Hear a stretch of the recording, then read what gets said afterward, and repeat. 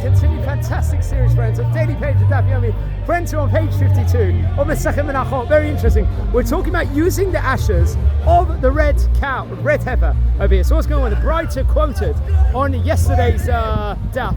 They offered a number of cases where Rabbi Shimon identified certain laws as being rabbinic ordinances in yesterday's page. One of the cases was a ruling of the ashes of a para aduma, a red heifer, used in the Bet HaMikdash in purification ceremonies, which we learn about in Parshat Chukat in the book of Bamidbar, friends, over here.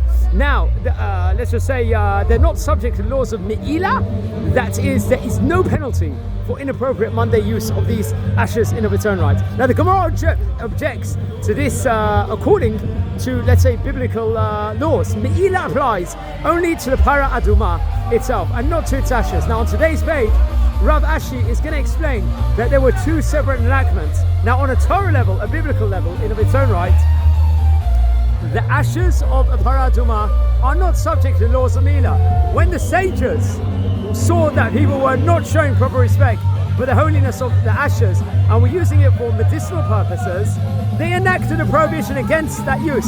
At a later time, when the sages realized that this prohibition led to people to avoid using the ashes of para aduma in cases of purification ceremony, when the ritual defilement was unclear, they ruled that the law should revert to the original biblical status, which we call Purim Sameach.